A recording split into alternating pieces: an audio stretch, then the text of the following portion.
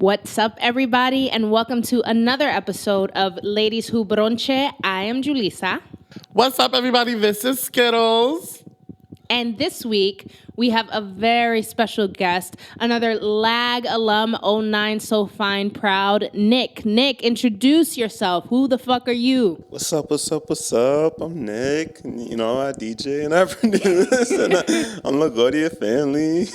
Yes, Absolutely. Nick and I actually go way, way back. Obviously, because we all went to LaGuardia. But Nick used to be the one who used to make all the mixes for my dance team, Schizo dance team. He also DJ'd my 18th birthday party that was circus themed. The Britney Spears circus birthday party. Which you were at. I was. Oh my God, and in the basement of a church in the Bronx. Yes. Classic. Amazing. And then cut to now where Nick is also producing a track or two, actually, for Cesa's mixtape. It is big things in the works. Big things for sure. So share a little bit. So you said you were a DJ, Nick, but share a little bit more about yourself and what you do. I'm from, New York. I love it, New Yorker, and I'm all about being an artist and a creative. I love to contribute and create and add to whatever I can. And I like just creating like good vibes and positive vibes and trying to help, put a smile on people's faces. Absolutely. And I think Nick actually was our DJ for our Oye Mi Canto Puerto Rico benefit, which, by the way, went really, really well. It was popping. If you wasn't there, you was mad whack. Yeah, you missed it. Like, people are still talking about it. We held it at We Work Harlem, and members of that building are still talking about it. And people are asking if we'll do another one. Yeah. Which interesting, Yeah. Not something that we thought about when we were planning it. But Nick was DJing that, and he, first of all, he had people dancing. One of the things I really appreciated, so there was a moment where I was like, yeah, like, let's put on that reggaeton or whatever, and Nick was like, I'll do it for you, but I play positive music, because it's about accountability. And it was a moment for me where I literally, like, Nick, my heart was filled with, like, such positive vibes, and I was like, fuck yeah. Because, like, we walk day to day, and, like, we talk about the positive things we're trying to do and the changes we're trying to see in the world, and we don't think about the little things that we do day to day that actually we should hold ourselves accountable for when we're trying to spread positivity. So I thought that was such a beautiful thing, and I came back and I told Juan, I was like, did you know that? And Juan was like, no, I didn't know that. I was like, but isn't that fucking awesome? Like, what a good person. Like, what a really good, solid person who's really willing to go even into their own personal craft and say, I'm going to make sure that I have positivity no matter where I'm moving, no matter what setting I'm in. So I just want to say I really appreciated that, and I appreciate that about you. And another fun fact about Nick is that he's actually one of our new producers and editors of the podcast. So he's Bronche family officially. So shout out to him. So as we do with everybody, Nick, we got to ask you your little questions. So important question. What is your favorite brunch plate? I would say my favorite brunch plate, I really enjoy a good omelet. Like, I don't know if that's considered brunch, but like omelet is that's definitely. Real. But if we guys, kick it up, I'm trying to go vegetarian, but like prior to being vegetarian, steak and eggs was the way to go. Like steak and eggs was a really good brunch plate. You know what I mean? Like, yeah. And then, so let's go a little bit further. And what is your favorite brunch booze of choice? My go-to is margarita, but to stick to a classic brunch choice, I would say mimosa. Mimosa is like... Mimosa is the basic. Yeah, it is super basic, but like... Absolutely. You can always have a good... There's always time for a good meme. Yeah. And like, it's one of the few drinks that like people offer bottomless. Like, you go somewhere and be like, bottomless mimosas. I'll be like, yes, please. Yeah.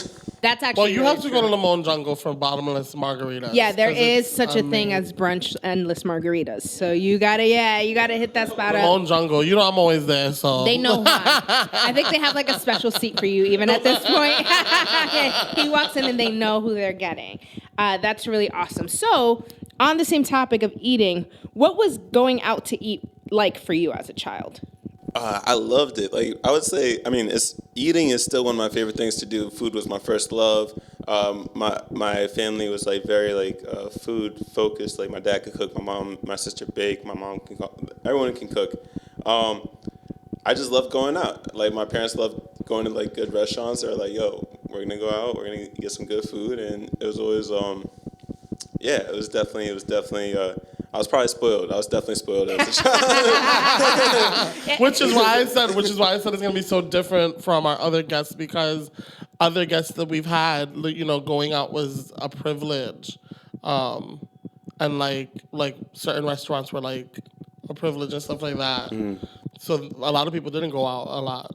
At least the last couple of people that we've had didn't go out a lot. Yeah, like some of those staples, like ordering appetizers was a maybe if it was a birthday. But if it was a birthday, it was either the appetizer or the dessert. But you couldn't do both appetizer and dessert and entree. Ta loca, like that's too much.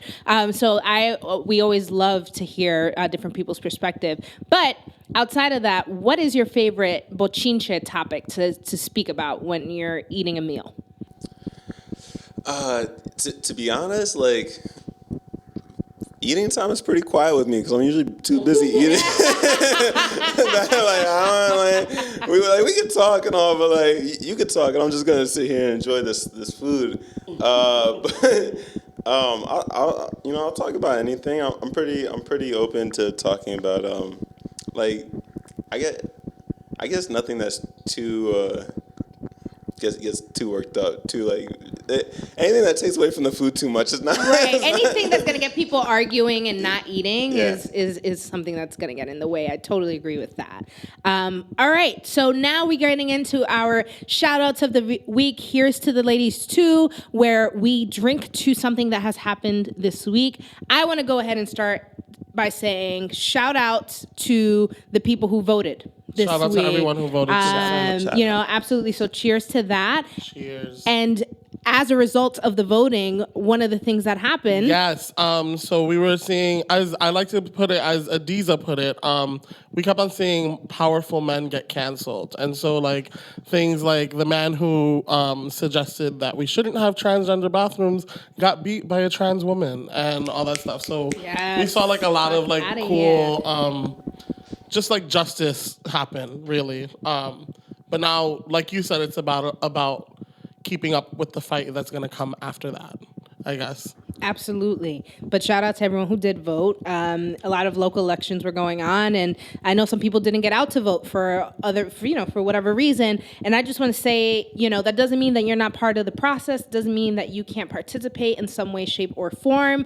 Local elections are really important. Like, I feel like most of New York knew de Blasio was going to win, right? But even with that in mind, what was happening on a local level? I talk often about the Bronx and the Diaz family, right? And how Diaz Sr. is anti-LGBTQ, but that motherfucker has held his seat ever since I've never seen someone else have his seat in my entire lifetime. And he's in my district, and the importance of trying to get people like that out. And so local elections are really important. If you didn't hop on that wave this time, there's always another election coming up, and there's always a chance to get involved. And if you're really, really against getting in a booth, then figure out how you're going to have your voice heard outside of a booth.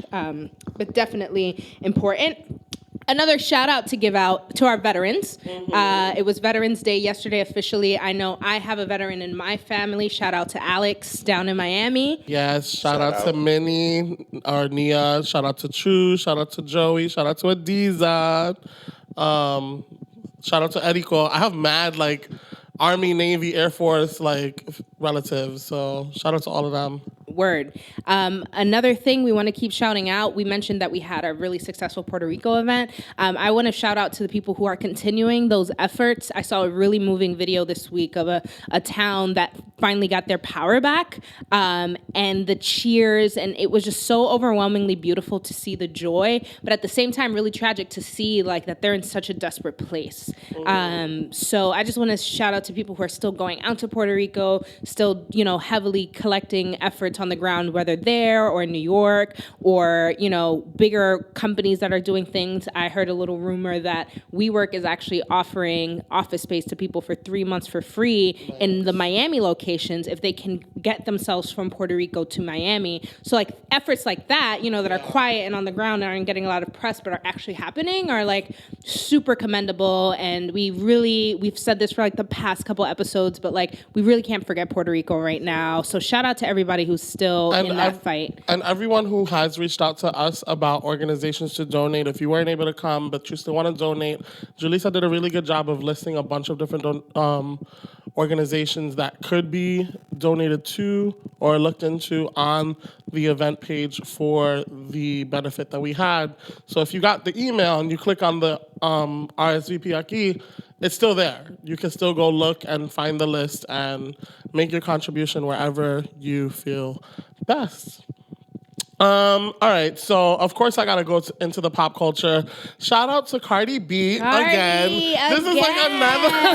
I'm always cheering for this bitch. She has 3 singles in the top 10, top 100, and I think that's really impressive for some girl who just came from the Bronx, was a stripper, got her fame on Instagram, went to Love and Hip Hop, and now, you know, not only is she the first female solo rap artist with a #1 hit, but she has 3 singles in the top 10. So I think that's fuck really out cool. of here, Bronx all day, bitch, all day. And then keeping with the female rapper theme, I also want to cheers to Lil' Kim, because Lil' Kim came out with a song. I can't remember the name, but it's a bop. Like, it is a really good song. It has nothing to do with Nicki Minaj. Like, there's no jabs or anything. It's just like a good song. She looks great in the video. Her face is actually moving in the video. No shade. Is that the one with Mary J? No, it's a new. Oh my God, let me look it up because it's like a brand new song. She has 2 songs out. One with Remy. That is a diss track. That is a diss track. And then one of her own solo. I think it's called like We Took a Break or something like that. And it's a really good song. Like, I like it, and I'm just happy to see her coming out with music that doesn't have to do with dissing other women. And she's just, it's also a song that I feel like people who are in that new wave of hip hop can enjoy, because a lot of times people think that like Remy and Lil' Kim sound too old school, and their sounds never evolve. And so I think that this song kind of brings her into that new generation of hip hop. Absolutely, Lil' Kim. I saw a video of her like back in the day on Facebook this week, and I was like, damn, yo, she had so much passion and ambition about like, if I'm not the best now, I have to keep growing, and I'm just gonna keep doing what I do. So I'm glad to see that she's still relevant. I'm still really sad to see that beauty standards have skewed the way she looks. Doesn't take away from her art, but it is something that is bittersweet to me. Every moment that I'm like, yes, Lil' Kim, I'm like, oh, but Lil' Kim. Took Us a Break is the song. Took Us a Break. I actually really like it. Awesome. So now into our section, Tu ta loca, eh, where we are calling motherfuckers out for doing the most. I have been so tight this week with Apple. A question mark box have been so frustrated this week with Apple and their keyboard. But what I saw on my way over to record is that they have an update in which apparently it is addressing this issue. So I have not done it yet.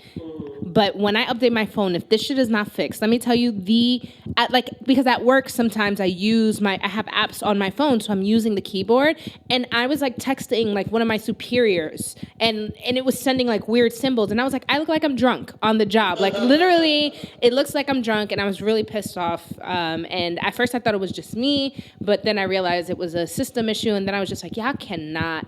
Yeah, Apple. Like, Apple, I have no tolerance. The amount of money people spend on your shit, y'all can't be having glitches like this. This is not T-Mobile. Exactly. This is not... When all the sidekicks shut down or some shit. Yes. Oh, I remember that. I didn't even have a sidekick, but I remember all my friends that had one were really tight. And I was low-key, laughing because I didn't have one, and they would always make me feel some type of way about not having a sidekick. So I was like, oh, you were your sidekick, huh? Right? And so I hope this, update works, and all y'all Android users who are getting a good laugh at us, no worries, because once our shit upgrades, we will thus be at the top again. Fuck. As always. And I used to be Team Android for You really were. This iPhone 7 is all right, so I had a 6 and then it messed up, so I had to upgrade to into a 7, but like that iPhone was the first iPhone I had, the 6. When it first came out, I got the 6. First iPhone. So I'm still new to the game, but now I'm converted to the point where I really am not about Android. Like, I'm not a hacker. All that extra shit that they try to tell me is better to do with Android versus Apple, I don't know. Yeah. It doesn't apply to me. What you got, Nick? What you got, an iPhone? I got an iPhone. Family. Yeah, iPhone. Good. Part of the family. Yeah. No team, no green. Another shout out. Well, not shout out, but like, what the fuck to this weather. I don't know where. Yeah. Honestly, because of this weather, I have been walking around with like a dormant ass cough, like cold. It's like my body hasn't really completely shut down and given into a cold, but every once in a while, like I have a heavy ass sneeze or like a little bit of mucus, and it's because all of nowhere, you got mocos. I got mocos because out of nowhere the temperature just wanted to drop. Like it's crazy. It's really crazy. It just turned on like this. Flip the switch. And it's not Christmas, and the Christmas music is playing, and the decoration. All right, fuck that, because I am someone who waits 365 days for Thanksgiving, all right? I truly, thoroughly enjoy Thanksgiving. I'm sorry for anyone who doesn't have as good a Thanksgiving as I do, but my family's Thanksgiving is popping, all right? 2 pernils, 1 turkey, I make mac and cheese, there's arroz con gandules, there's potato salad, there's broccoli salad, there's all this good-ass food. La dieta se fue. How dare you start playing Christmas music and start talking about, oh, Christmas this, Christmas that on November 1st. Like, and some people started in October. Some people started in October. And that's ridiculous. I feel like Thanksgiving, you know, I don't know. I like Thanksgiving, and I like to like wait for Christmas. Yeah. Especially considering that as a teacher, it's the most stressful time of the year for me. Absolutely.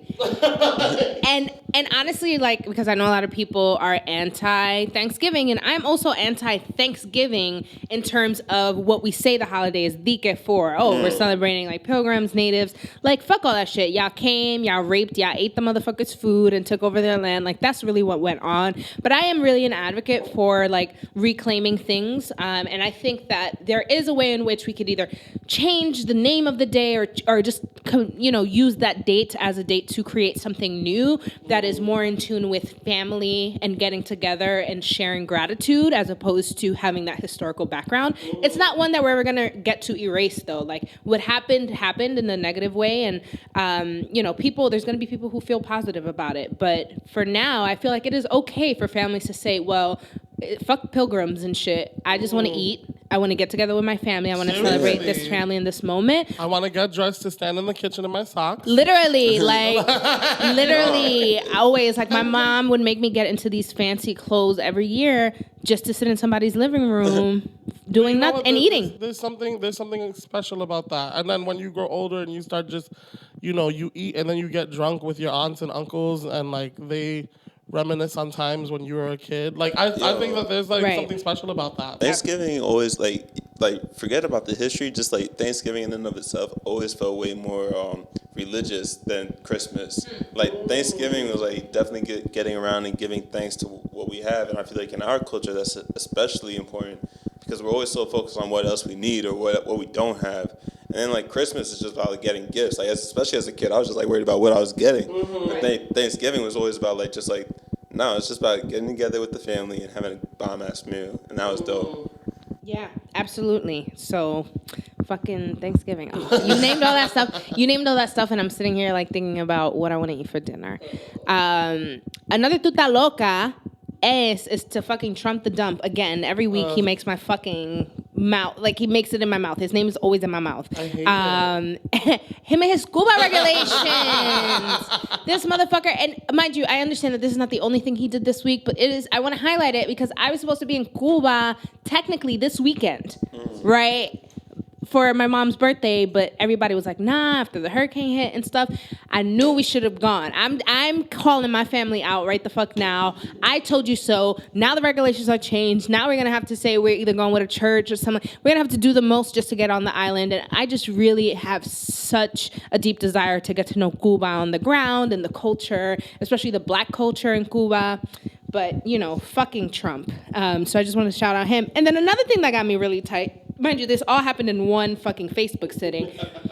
I I see a 40-ounce water bottle. It's like emulating like a 40-ounce of beer. Yeah. But it's water. What the fuck is it with everybody trying to commodify hood culture and make mad money off of it? First of all, it's water.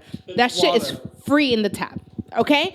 And now you're putting it in a 40-ounce bottle, and I don't know what the market price for that bottle of water is, but it's not going to be $1. It's 40 ounces, right? Yeah. So, like, what...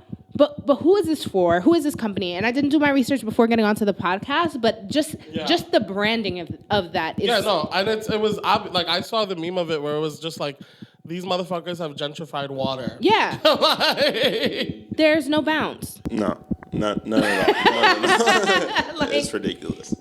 I don't get it, and this is one of many items. Then the other thing I saw was what is it? Moschino.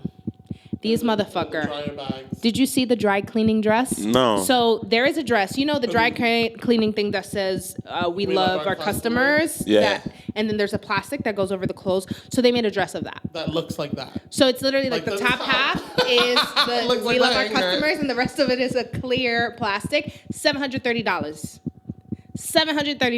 Moschino. What the fuck is that shit? Have they fired anyone yet? No, because you know that these motherfuckers thinks that's just genius. You're gonna sit at brunch, first of all. But it's gonna be at brunch with one of those cute, like big cowboy looking Beyonce hats, her 2 braids, her fucking we love our customer dress, drinking her 40-ounce water. That's the world we live. That's 2017. Oh my God. That's 2017.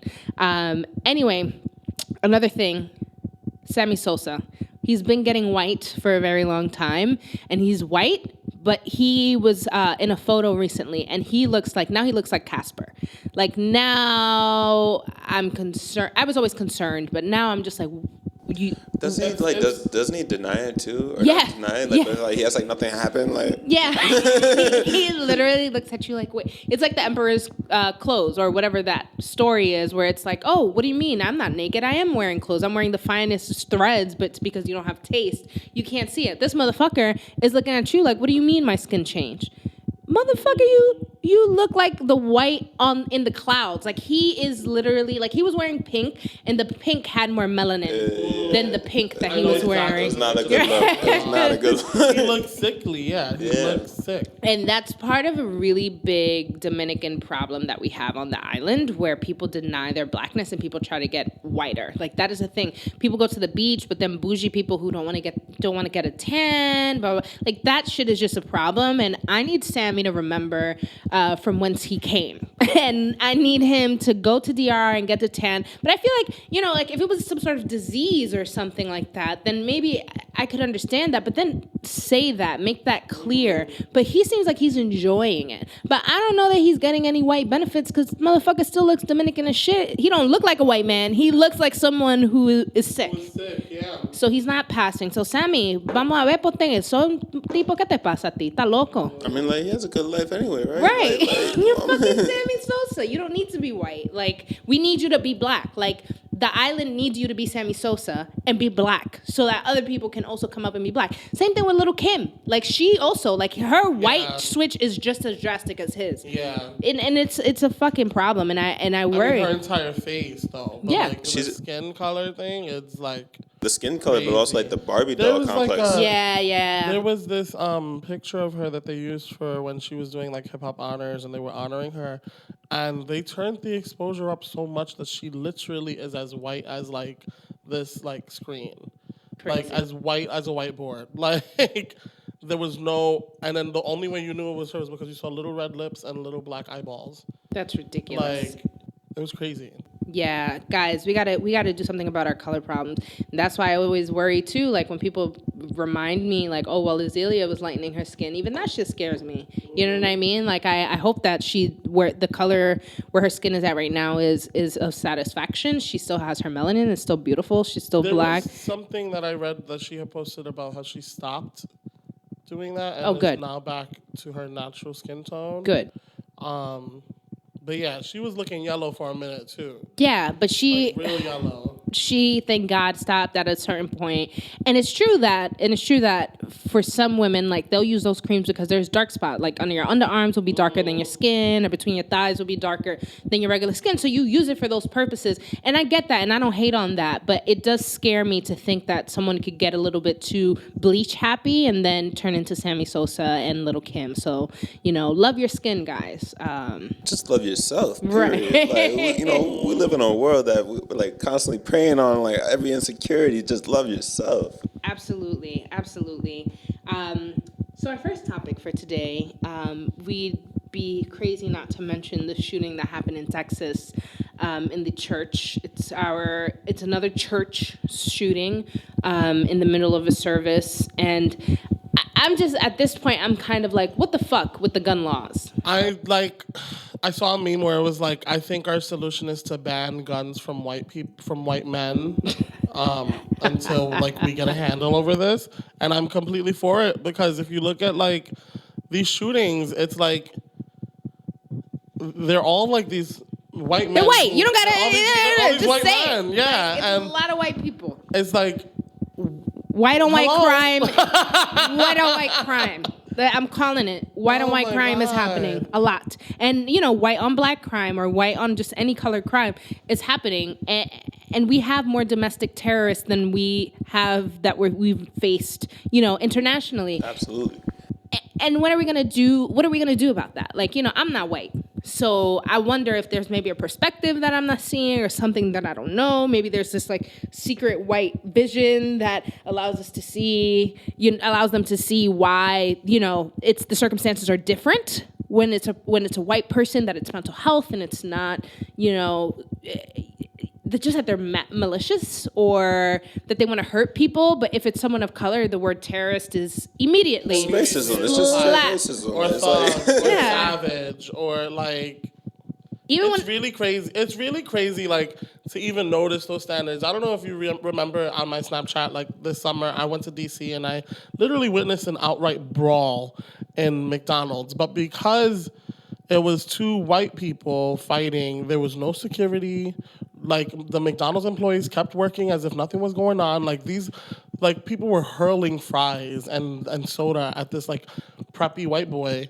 And like nothing happened, but if I'm sure if it was like Latino or black kids, there'd be a squad of 20 trying to break it up, bringing them down. Like, do they not see that? Like, do you not notice that there's this difference here? Like, mental health isn't shooting up these churches and these schools and stuff like that. Like, And if it is mental health, then what we're seeing in this country is that there is a deep, visceral mental health issue around race and people of color. That's not to say that the Texas, because just to be fair, to be clear, the shooting wasn't the same as the other shooting where it was just a black church, a white guy going into a black church. The church was diverse. I was looking at the list of victims. You have white people, you have people of Chicano descent. Like, it was a mixed crowd. So I'm not sure if it was a religious attack or what. But the point is that it was an attack. And maybe it had nothing to do with who the group was, but we're clearly living in hateful times, and we have laws that are arming people full of hate, and not arming them with regular like revolvers or like guns. Not that any gun is like better or worse, but yeah, like if I can shoot a certain amount of rounds without having to reload, that gives me the power to eliminate way more people than if I had to like reload after 8 rounds. And it doesn't give people who are in the moment a real chance to take the person down. We're arming our angry people. But we are allowing it to be okay, or we're having a different conversation when it's a white person armed versus a person of color. What are your thoughts on that, Nick? I mean, I would say we could just look at the reactions between. I haven't been too up on the Texas shooting, but even between the Las Vegas shooting and the incident that happened on the West Side Highway, like way more people were injured and killed in Las Vegas than in the West Side Highway. But I believe they responded to the West Side Highway incident with like definitely that terrorist approach, as opposed to the Las Vegas incident. They were going the mental health approach, and it was only because the Las Vegas incident was a white person and the West Side Highway incident was a Islamic person, I believe. So it's kind of like it's a shame, and it's really a shame about just how brainwashed we kind of are, and how racist our media can be. Like how we have these archetypes that if you everyone falls within a certain archetype, and then there isn't like different situations or different circumstances or whatever the case may be. But, and even like, okay, so like, because you mentioned like how racist the media can be and stuff like that. In my head, I'm thinking like, well, whenever stuff like this happens, the way the algorithm of my social media or whatever works, it happens that I get all these like comparisons to like if it was a white person or a black person. Like I always get those types of articles after one of these things happens. Has to be some way that these people in the media are seeing these comparisons.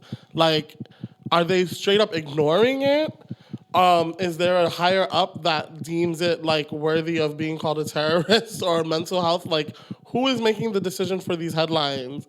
And because the first thing that I remember, because the first thing I remember about the Vegas shooting was the first thing that I knew about him was that he was a nice man who like had money and a nice house and shit like that. Why do I know that about someone who shot like all these people in the middle of a concert? That's regardless. That's like that has nothing to do with what just happened, and it's ridiculous. It's like we really need to.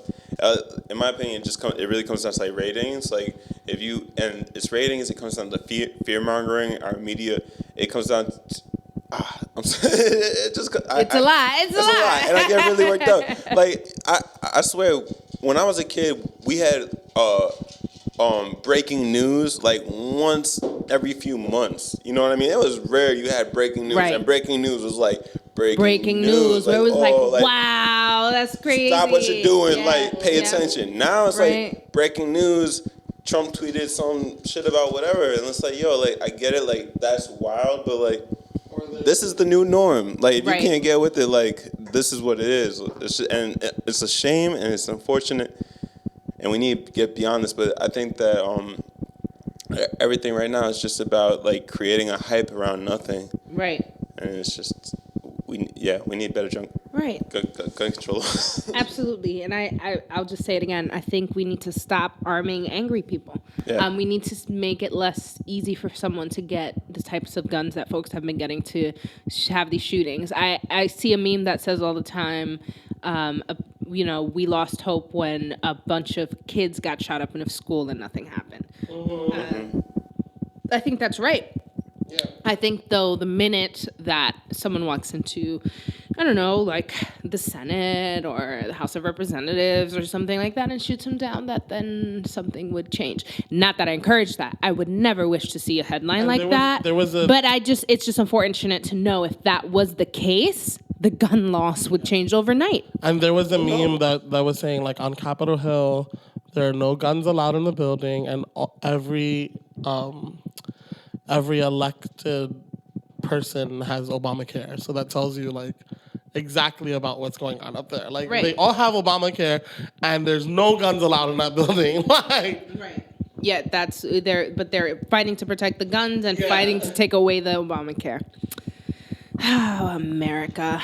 All right, and now for our next topic, we're going to talk about the difficult conversations when our sexual assaulters are also our heroes. Fucking Kevin Spacey, man. Louis C.K.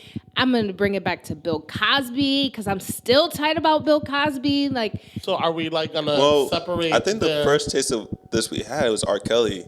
Oh, yeah. Right? Oh, yeah. We had taste this one. Well, and R. Kelly... talented, I won't say. You bring up like a really good point because that has been like a constant conversation, especially in the Black community, where it's like R. Kelly is supposed to be like this iconic musician, and time again we hear stories of him taking advantage of young women, from that infamous case all the way down to like the account that was written about like him having like girls in his mansion and like having to turn them away to the wall and not being seen by other men and stuff like that. Like crazy shit has come out about this man, and still, he's able to write a number one hit, and that we forgive him. When Ignition comes on, everybody's getting self-included. Like, what I mean? Like, guilty as hell of it. I'm guilty as hell. Like, I mean, Ignition it's a good song. An American classic. So how is there any separation between the artist and their art, or is it the people are accountable for what they do and everything they do goes down with them? It's a really interesting thing. I'll start with Bill Cosby because above all, like I think of all the accusations, that's the one that sort of stung me the most to hear. Because you're talking about a man who, among all the awful things that have come to light that he's done, and you know, the first couple of people I was like, who's trying to bring Bill down? And now I'm like, oh, Bill, like you actually, like you did that.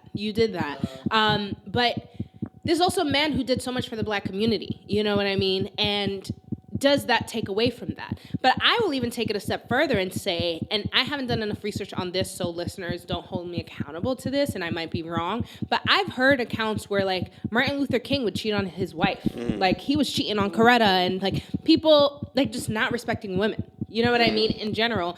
And like, are we not going to celebrate Martin Luther King Day because he was cheating on Coretta? Well, you know? all right. I think that goes back to what we were talking about earlier, where like what was acceptable then versus what's acceptable now.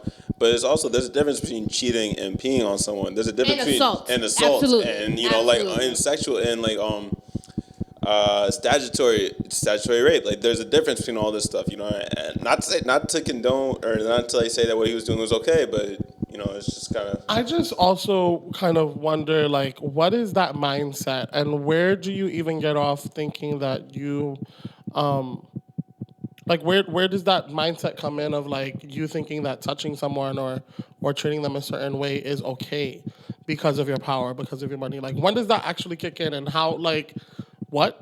Like, I don't understand, because I have to be pretty freaking, like, intoxicated to even try and flirt with a guy. Like, let alone, you know. I feel like for some of us, it's hard to fathom because we've never had that level of privilege and power.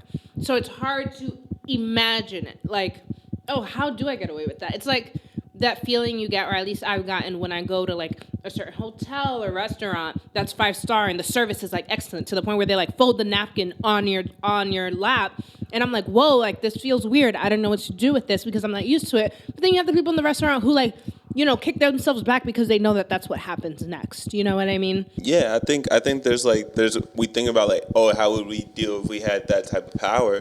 But there's also the flip side, but like there's the other part of it where it's like people just treating you like that. Like if people just throw themselves at you, how do you react to that? It's not even about. I mean, there is power that comes with that, but it's not even about like me manipulating someone is something, but it's me like saying like someone's throwing.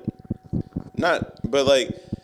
I hear what you're saying. No, I if I may, like you're saying that there are moments like when you're in the spotlight and stuff where the way in which people engage you is a little different, and you're not used to having people throw themselves at you all the time. Sorry, throwing them is the wrong way. Okay. It's not about throwing. It's saying like, all right, Skittles, you're like powerful, you're famous and everything. You have people who work for you who want to be in your position, so they're going to do everything they can to stay in your good light. They're not going to deny you anything. They're not going to reject any request. They're going to do everything they can to be like, yo, I'm Skittles person. You know what I mean?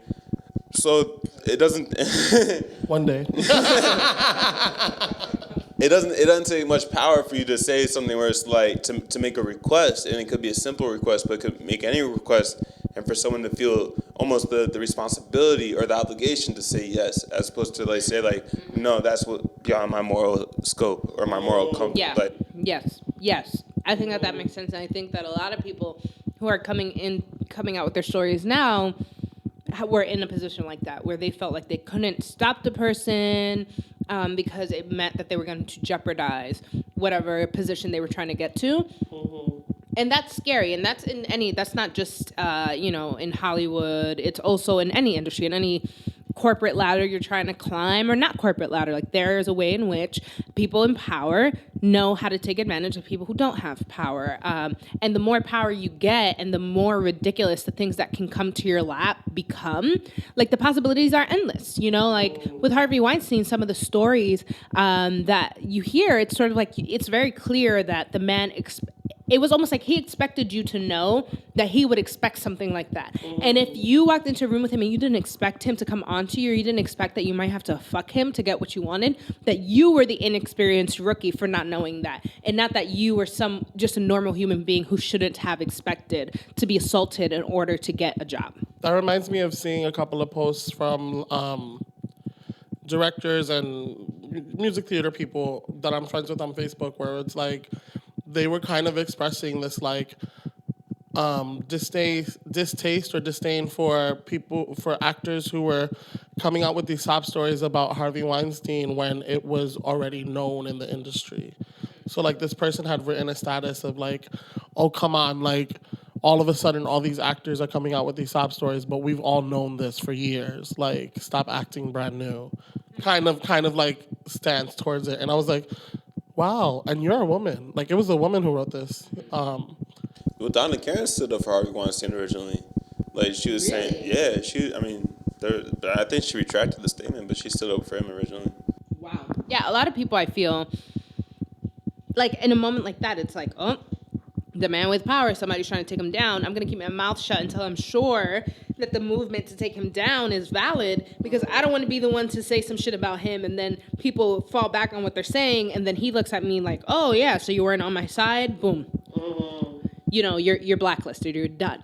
And that is really, really unfortunate. And I think that comes into play with power and with race, too. I brought this up in another episode with, like, Terry Crews, where he brought up a statement where he was like, yes, someone would grabbed his dick, you know, and it was in the same tone of that, like, oh, you're a black man, you have a mandingo sort of thing, you know, and this is a man being groped by another man. And he's a straight man. He identifies as straight. He has his wife and his kids. That's how he identifies, and he had to deal with a moment of being violated by another man and had to back down. Because in the encounter, he said, like, I wanted to black on them, but he couldn't black out on them because then the headline would have been, you know, angry Terry Crews, big crazy black man attacking, you know, like, weak white man. But this white man in that room had more power than that black man who was physically stronger than him. So I think that even that dynamic speaks to. So imagine if Terry Crews, who looks like he could fuck anybody up, is in a position like that and he stays quiet. Imagine a woman who, you know, even if she looked like Terry Crews, let's say, like, and had the strength of Terry Crews, like, what do you think in a society where women are more likely to not be believed in a situation like that?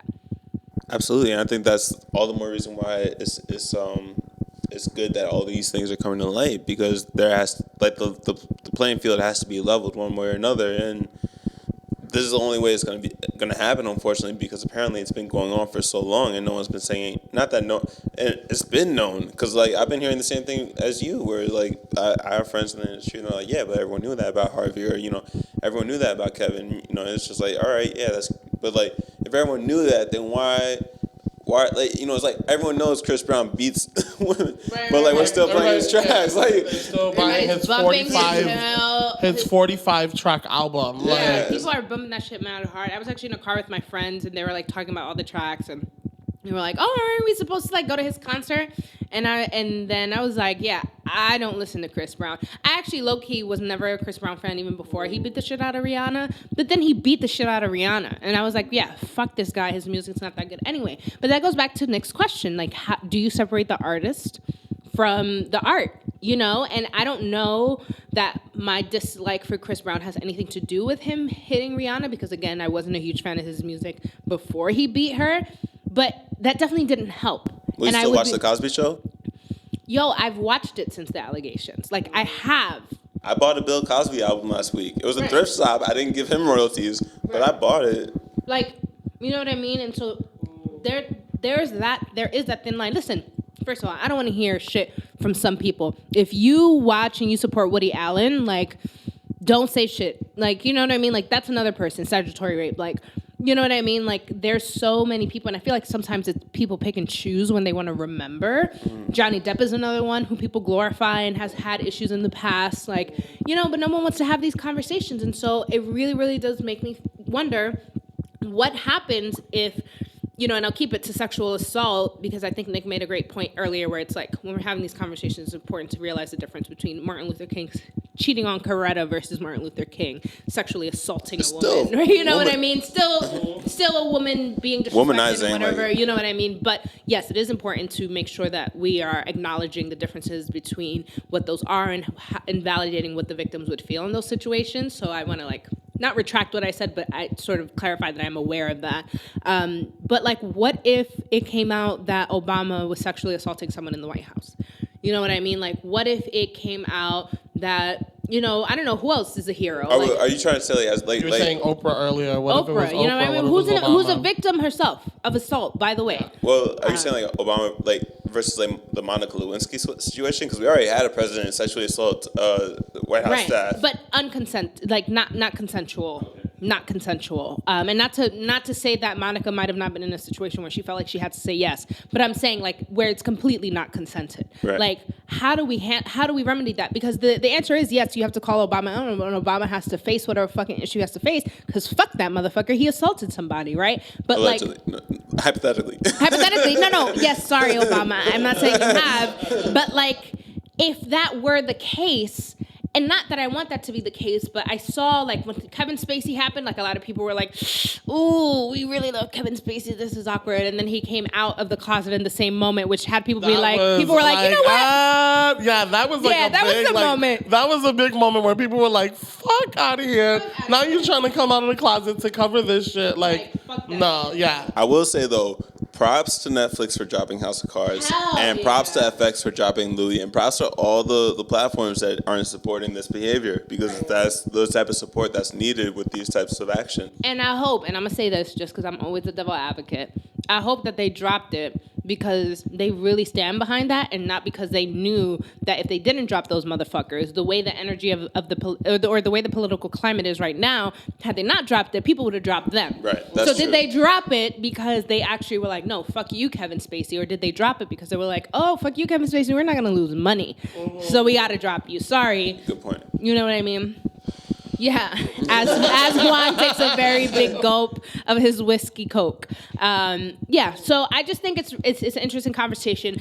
I, for one, know, like, we're talking about celebrities, but one-on-one.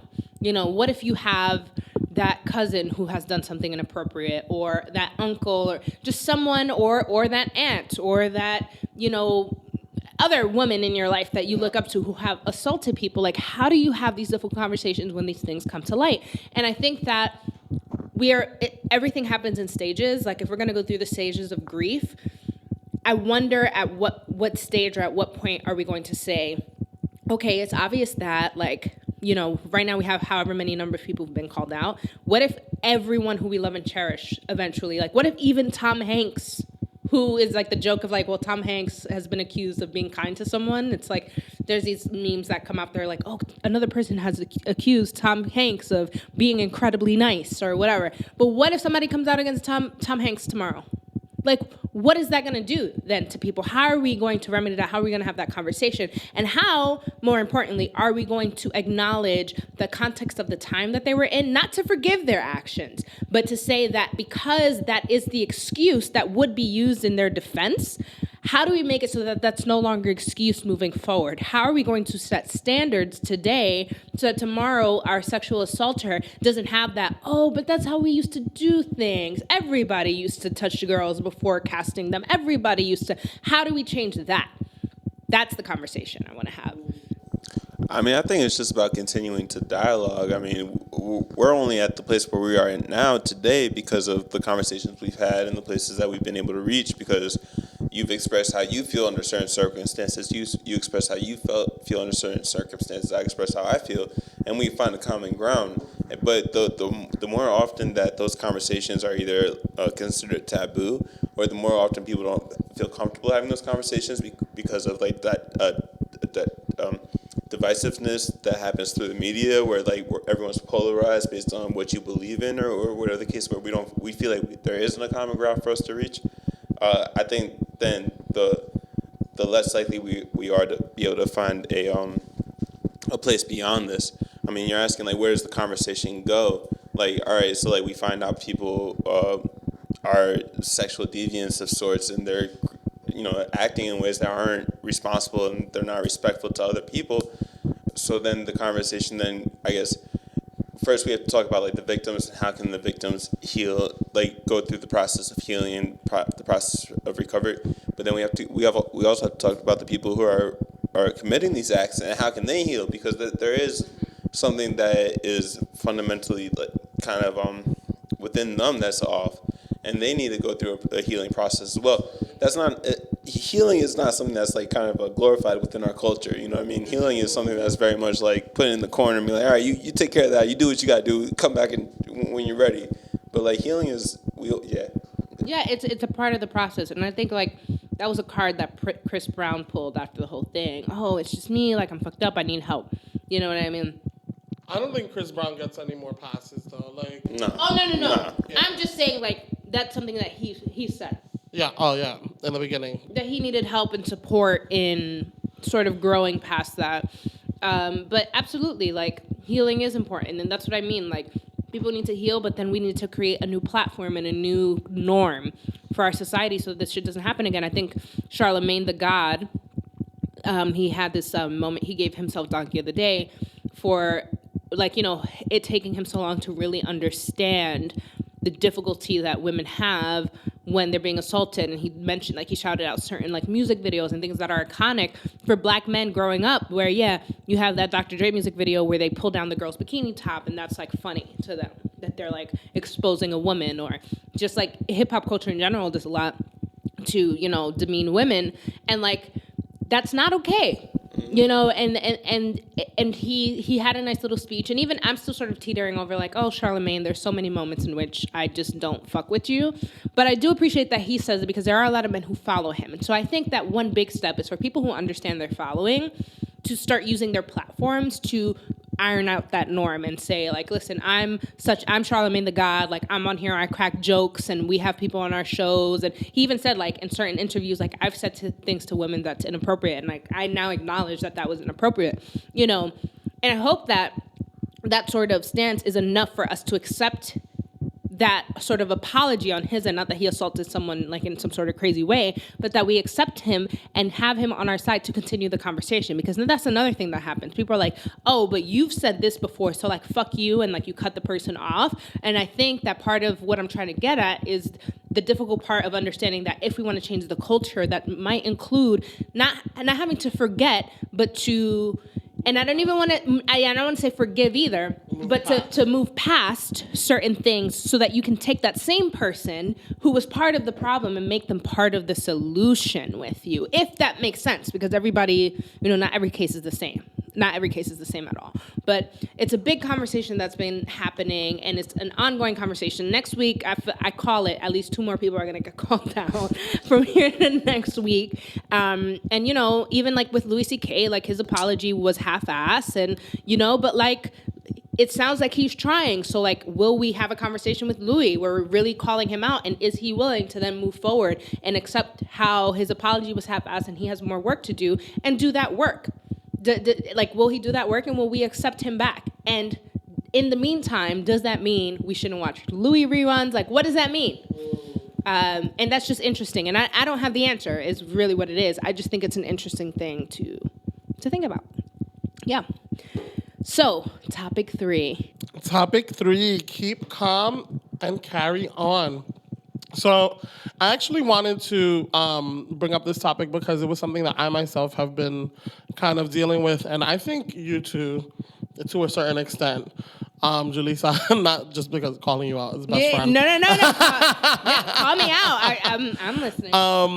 I just think, so the whole idea of like, how do you continue practicing your art as a young professional juggling real life and dreams? So I bring this up because over this summer, I felt like I was super focused, and I was like filming in bulk, and I like filmed all these videos, and I was like, I'm gonna release a video every week until the end of the year, and like I have the content to do it. But then like for some reason a block came, and I just have not been able to edit videos. And I released my first video in a couple of months, like this past week. If you haven't checked it out, for the D Challenge, it's featuring us, Ladies Who Brunch It, on my channel at Skittles Music TV. Shameless plug. But it's the first video that I've edited and put out since August. And it's the first time that I'm like kind of getting past this like writer's block, idea block, and kind of just being able to like sit down and focus and do something that is supposed to bring me so much joy and, you know, is what I'm known for, my YouTube channel. And it started coming up a lot with Oye Mi Canto and like, you know, having come out with Lady Tu Bronche and doing the event with Oye Mi Canto. I was out at a bar the other day and somebody was like, oh my God, like they completely fangirled over me for Shit Spanish Girls Say, but then was like, oh, but like, why don't you do anything more? Like, why aren't you still doing videos? And it's still that conversation of, I am doing videos, not all videos go viral. And so, like, when people kind of downplay that type of thing of, like, well, why aren't you still doing it? It kind of, like, makes me feel like it's downplaying everything that I feel like I am doing. You know, shooting 2 episodes for a TV show suddenly is completely diminished because it's not something that you see immediately. Or seeing people like the people on Pero Like on BuzzFeed, or seeing people like Jenny Lowe, who we were all at VidCon with, they're always constantly coming out with content, like, and they're always constantly producing stuff, and they're always on my newsfeed. And just kind of like feeling like I'm not doing as much as people who around me are doing, and just kind of like, when is it time to put the blinders on and completely just hustle and focus on your craft? When is it okay for you to kind of take a hiatus and focus on your professional and personal life? Even like with LaJuan, I feel like was one of the first Latino guys that went viral after Shit Spanish Girls Say, and was the one person that people were like, oh, well, you paved the way for him. Like, but now he's in like a Camila Cabello video playing an abuela, and I'm sitting here. He's doing a lot in a lot of Spanish, a lot of he's doing Latino a lot of networks, stuff. Univision, Telemundo, like all these networks are loving him, and rightfully so. And I think he's hilarious. Yeah, he completely deserves everything that he's had. I am so obsessed with LeBron James. One thing, though, that I even think, going back to that word accountability that Nick brought up when he was talking about playing positive music, as Latinos, Latinx, Afro-Latinos, Afro-Latinx, we have this double struggle where it's like the way in which the platforms are created at this moment, they don't allow for a bunch of us to be together at one point. So, like, it's not like Shit Spanish Girls Say and, Pero Like on BuzzFeed and Me Too and all this stuff. Like, those platforms existing at the same time sort of creates a tension where there's like, that's a lot of Latinx people in one spot. And like, so we create Pero Like so they can put all the Latinx there in BuzzFeed, not downing BuzzFeed in any way, but like they put all of them under Pero Like, so it's like, okay, that's your umbrella there, stay there.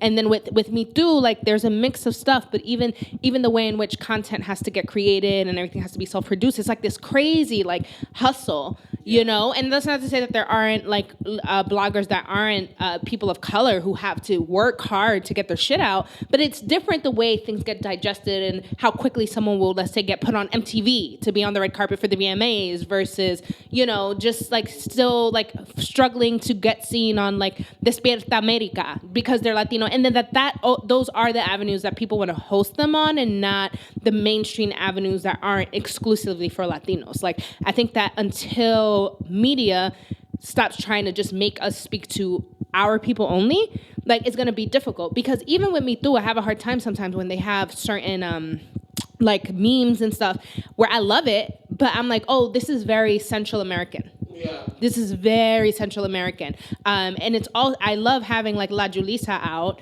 not because she has my name, but because, like she gets to create content that's like more, like she talks about Dominicans. And like to me, even growing up, and in my piece I did in Oye Mi Canto, I was talking about that, like growing up, the most Caribbean Latinx exposure I got to see revolved around Puerto Ricans and had nothing to do with Dominicans, and though we have very similar cultures, there are nuances in all of our cultures. So it's interesting because even when I met La Julissa, like I was super fucking excited and fangirling, but then I had this moment of like, wait, because she exists, does that mean I can't exist in this circle? Not just because not only does she have my name, but you guys look alike. We look like cousins. We look like cousins. Her last name starts with the C. Like, she's Julissa Calderon, you're Contreras. So it's like there's a lot of similarities between. So it's like, so does that mean that there can't be two of us? Even though we're doing two different things. Like, I'm a playwright and now I'm a podcaster. I'm not a like YouTuber or anything like that. Like, that's all Juan. I give that all to Juan. You know what I mean? But like those things. So I say all that to say that in my personal hustle of like, all right, Julissa, what you gonna do next? What you gonna do next?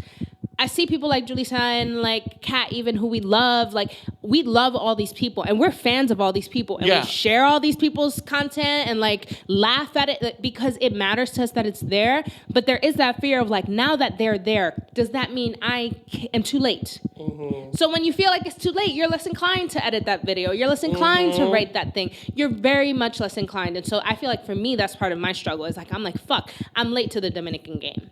Like, there's already all these Dominicans, and now if I make it somewhere, people are going to say, oh, that person paved the way for her. Meanwhile, we've all started fighting for the same amount of time. I've been a playwright and creating my own content since I was a senior in high school. So you know what I mean? That's now, how many years? I don't want to count. But, you know, that's years under my belt that I have doing what I do.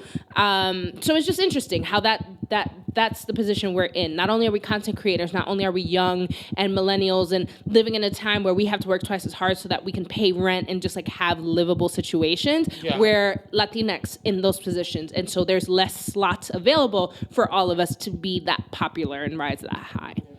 And it's crazy because like I do talk to subscribers and I do like have my little following and stuff like that, but it's always that kind of like in the back of your head, like, I have to do this, but like there's just something stopping it, like, or like getting past that block. So I guess my question in all of this is like, what are some things that you guys do to get past that block and just kind of like straight up and do it? Like one thing that worked for me was when I was texting you and you were like, dude, where's this video? And you were just like, remember, this is your first job. That's not your first job. And you were talking about teaching. And so that kind of like lit a switch in my head. And I was like, oh, she's right. Let me get my ass on this on this video or whatever. And that's kind of what eventually pushed it out of me. But there's Nick knows. He was filming with me all summer. I have a shit ton of videos. What am I going to do to, I don't know, get my hustle back? Yeah, I mean, just what you were talking about, Julissa, I think that it's just, for one, for myself, I constantly remind myself, like, I'm standing on the shoulders of giants. Like, without my grandparents, without, like, everyone who came before me in my family, let alone, like, the rest of civilization, I wouldn't be anywhere, you know what I mean? I'd still be stuck in a cave trying to light a damn fire. like, so if you want to talk about, like, people who paved the way before us, like, it goes way beyond just our contemporaries, you know what I mean? And I think when we talk about our contemporaries and we talk about like where we're at right now and what we have to offer, we're all individuals and we all have our individual experience and we all have our individual perspective to offer and to give to everyone around us, which sometimes is the breaking point for some people. Like that, sometimes that's all someone needs just to like get on with their day. Is someone else's perspective to say like, oh yeah, it's not so bad, or like maybe like there's a lot more like to look forward towards as opposed to like what I'm just thinking about right now. Because it's easy like living in the city, like you gotta hustle to live here. You gotta hustle to survive here. Like the city is designed to be enjoyed by few and supported and serviced by many. And it's like many people fall within that many, and it's just like. It takes a lot to live here, and there's a lot of things constantly stripping away our humanity, stripping away what it means to be like just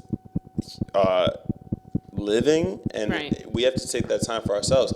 As an artist, my mind is like, I have to live first in order to be an artist, because if I'm not living, then what can I offer as an artist? Me as an artist, I'm a reflection of society around me, and I'm supposed to be like a window for my emotions.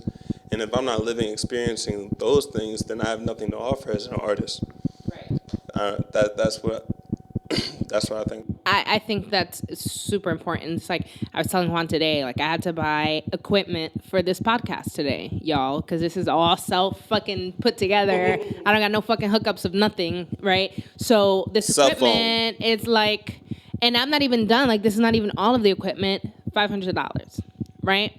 So $500. So am I going to be able to take my trip to Amsterdam in February for my birthday? Probably not, because I just dropped $500 on this equipment and I don't have money like that, right? So I think about that, and I think about how, like, that's important. And, like, for me, that was a really difficult decision because of what Nick's saying. I want to go out to Amsterdam and Paris, not just because I want to, like, turn up for my birthday, but because I said to myself, I was like, wow, so many years, I'm turning 27, and, like, every year it's the same shit. What bar are we going to go to? Maybe we're going to go out to eat, or maybe the eating is just intimate with friends, and then we'll meet a bunch of people out of, like, the same routine. And the older I get, the less special my birthday has felt. And I want to take ownership of my time. I wanted to reclaim my time. And I said, all right, so then maybe it's a trip. Maybe I'm going out to see the world so I can learn something new, so I can experience something new and feel something different, because I feel, to answer your question, that a lot of what's blocking me from creating what I want to create, is that I'm not feeling anything anymore. Like, I'm not feeling inspired. I'm feeling angry. I'm feeling stuck. I'm feeling a lot of other things that are not creating things. And every time I try to create something, it's a reflection of what I'm not feeling. And so it's a lot of, like, emo, like, depressing content that is actually not serving to an audience. It's just self-serving to try to be therapeutic in a way, but it's not really anything that's worth putting out.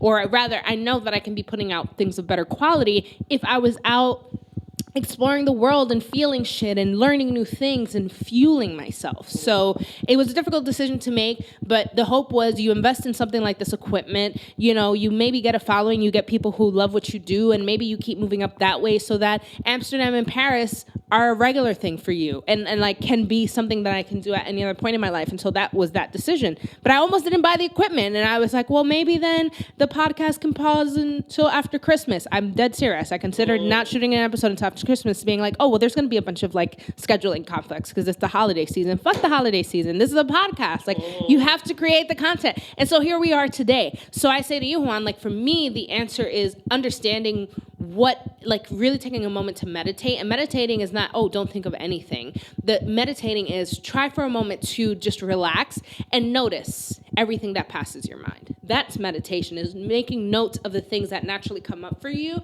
unprovoked, in a moment of peace. And so acknowledging those things and saying, all right, well, how can I unclog some of these things so that I can create my art tomorrow are really important. But I think even more important than that is not rushing yourself and rushing the process. If you are really going through something, allow yourself the time to heal. And maybe you are creating art that's not to be put out. Like, don't not write a video or a song or whatever because, it's not going to go anywhere. Write it because that's how you express yourself. So speak to yourself. Have an artistic conversation with yourself so that later when you do have that spark, or someone does say, hey, you want to do this project or this thing, when you're writing something, you've already filtered out some of that gook that was blocking you up, so that the project that you're doing is really about the project and not about the gook that you had to get out of the way first. Yeah. Yo. But it is hard out here, guys. And what about Nick? I wish I was a DJ or a musician in some sort of way, and I'm not. What is your process like overall? Like, I've always been interested, like, as a DJ, like, what is the DJ process?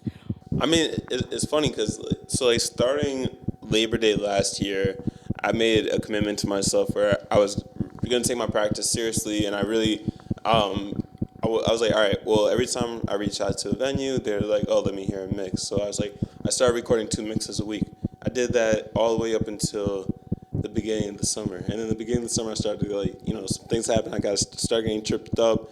And then I wasn't doing 2 a week, but, I would do, 4, 1 week at the end of the month. And, it would get clogged up. And then, since October, I haven't been keeping up with that. And that's been something within myself where I'm like, I really want to get back onto that. I stopped doing it. I feel good about what I've done, what I was able to accomplish over the past year, because I committed to that and I did it. But it's something where I don't want to just let go of it. All that for what? So right now I'm really just trying to take the time and just regroup and really just kind of focus about what's the message that I want to put out there. To get to your question, what's my process? Because you had just mentioned something previously about your art and about how saying like when you create art from kind of like a dark place, it's more self-serving. It's more like emo. It's not necessarily something that's meant to be out, but it's something that's just like I just need to get this out of my system so I can like move on. And that was almost what like, that was for me. The process is like I'll either go like thrift shopping, I'll like collect a lot of vinyl, or like I'll just like listen to a lot of music and I'll just take notes of what I want, like what I like.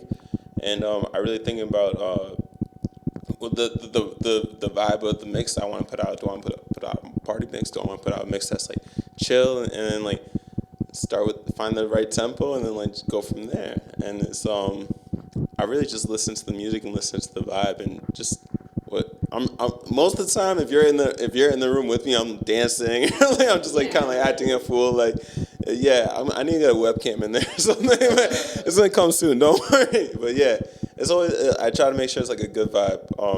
But it's not always a good vibe. Believe me, I'm human, and like there's a lot of times where like it'll take me like 4 hours to record a 20-minute mix, and it's like, why is this taking so long? Like this should have happened a while ago. So no, absolutely. I think that. But the fact that you're even like vibing with it and putting a piece of you in it is important, because I believe all whack art comes from a place of like lack of soul, whatever that soul means. The same way I feel the same way about head. If you don't have soul in the head you're giving, then why are you giving head? Because the person receiving it is going to feel the difference. Absolutely. I feel that way about art. If I'm not really putting myself in this art, you're gonna tell, and it's gonna be whack, and it's not gonna be the best version of myself as an artist. So definitely. Man, you gotta want to be there. You can't just like be doing it for them. You gotta be like, you gotta know what you're doing. You gotta like. Thank you. You know what, Nick? I'm gonna say this out loud. I think you're the first straight male we've had on the show. He is. You are the first straight male we've had on the show. I think so. So men, and I say that to say, because I say that all the time, gentlemen, you got to be down there. You got to be willing and ready. And sometimes you're not. And if you're giving me little cat licks like you drinking milk out of bowl, then I'm going to feel that. So fuck out of here with that. I'm just saying. So on that note, guys, thank you so much for tuning in. Yeah. It's good to be back, and we hope to be back next week with you guys. While you are done listening to us, you can go on over to Skittles Music TV and watch the music video for our For the D challenge that we recorded on the first episode. It is quite a funny and explicit video. And I don't care if the challenge is dead already. Go and watch it and support us, because it's me and Juan. And if you love me and Juan, then you're going to go watch it just to watch it. Exactly. And you're going to die laughing. So watch it. And Nick, where can we find you? You could find me mostly on Instagram at NYC is my city. It's just spelled just like that. NYC is my city. Or if you really want, you can find me on Facebook at New York Knick. Not to be confused with the New York Knicks. Mm-hmm. This is a New York Knick. And is that N-I-C-K or K-N-I? It's a K-N-I-C-K because we still from New York, baby. Yeah, right. Knickerbocker all day. And I just also want to shout out Sharif Keys and The Groove, who will be at the We Work Creator Awards this Thursday. It is a free event. You can RSVP. You don't have to be a We Work member. And Sharif is going to be performing amongst other folks, but Sharif is the truth, y'all. Like, I can't wait to get him. Sharif, I'm going. I RSVP'd. So RSVP, Sharif is really the truth. And one day I'm going to catch Sharif's ass. He's going to be on this show. And he's doing amazing things. Go support him. And also, like, it's going to be a great presentation of a bunch of new companies and creators who are doing innovative things within their industry. So definitely, they're even going to have a job fair. So if you don't got a job, you might want to, go ahead, sign up, do a little job hunting. Then there's going to be a DJ set. There's going to be open bar and shit like that. So it's the best job fair that you'll attend with performers like Sharif. So definitely go out. You can follow me at Julissa, JEWLEESAH, and follow all of us at Ladies Who Bronche on every platform except for Twitter, where we're at Ladies Bronche, because it was too long. But follow us there. We will catch you next week. But until then, guys, Bronche.